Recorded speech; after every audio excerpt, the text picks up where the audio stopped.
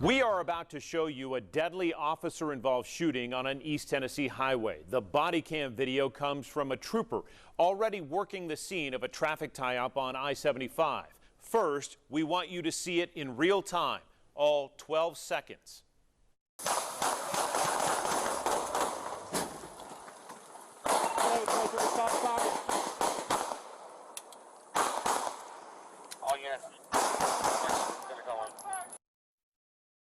To break down key moments in that deadly shooting, we turn to experts in police use of force cases just like this one. 10-4, get me a vehicle description and I'll watch for it. From this body camera, we hear first a radio call warning this Tennessee trooper 2 suspects in a pharmacy holdup are headed his way. Silver Subaru right behind me. All right. About 2 minutes later, another officer again warns this trooper working a traffic tie-up on I-75 about 2 armed robbers now just moments away. Here's how the next critical 12 seconds unfold. Stop, stop!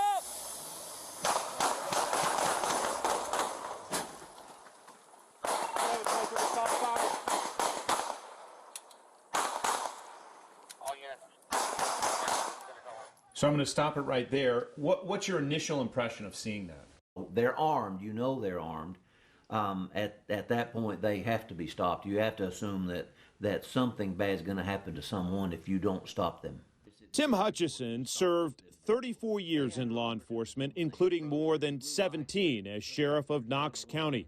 An original SWAT team member, he trained dozens of officers and recalls firing his weapon or taking fire upwards of half a dozen times across his career.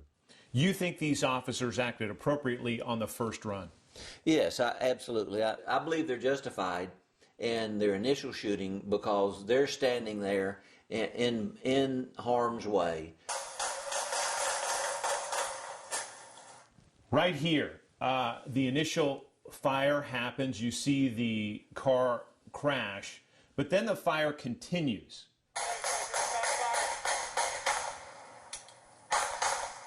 Some of our viewers may say that seems excessive.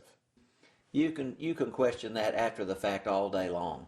But if you're the one standing on the side of the interstate and you're trying to stop these individuals that have been involved in an armed robbery with a weapon, now they're boxed in, they have nowhere to go instead of stopping and surrendering.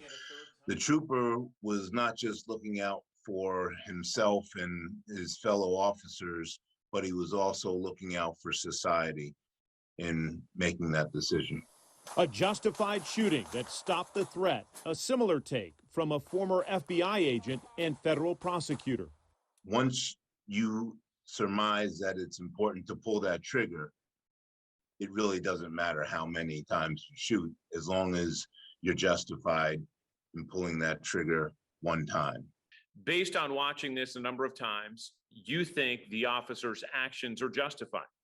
Very much so. I think the officer used good tactics. This 35-year law enforcement veteran served at both the federal and local level and has firsthand experience in officer-involved shootings. You know, law enforcement officers don't get paid for what they do, they get paid for what they might have to do. And in this case, it was what he had to do. Evaluating that shooting, you have to place yourself in that officer's shoes in real time at the time that it happens. That's right. You know, to look at this, you don't get all of the real sense of the fear that is instilled in him at the time for any injury to him or another officer. The full investigative report shows teams recovered 27 bullet casings from the scene. 3 officers fired their weapons, and 2 bullets fired by that trooper killed the driver of the car. Based on my experience and my training, yes, it's a good shoot.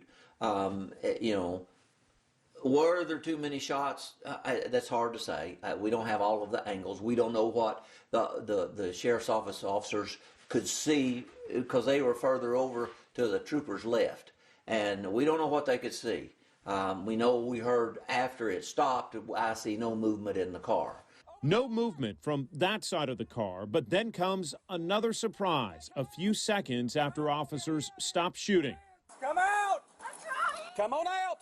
The other robbery suspect riding in the passenger seat gets out, shaken and wearing no shoes She surrenders to officers. She did not get hit with 24 rounds going through her car. How does that happen? Well, I mean, it is kind of miraculous that she didn't get hit at all. Lots of times the bystanders in the car or a second person in the car, not the driver of the vehicle, they do get hit. But again, you have to understand they're concentrating on the driver because it's not just the armed robber. You know, it could have been the passenger that was the actual armed robber that went in the store with a weapon. But at the same time, their threat right now is that driver. So they're aiming for that driver. And they're concentrating, obviously, they're concentrating toward the driver, and it saved her. Is he talking? We reached out to the passenger who survived but has so far refused to comment. She faces a host of serious charges. The DA says she pleaded guilty and will be sentenced later this year. That same DA cleared the officers of any criminal wrongdoing. And tonight at 11, we will show you how that trooper reacted moments after the shooting. That's tonight on the Night Beat.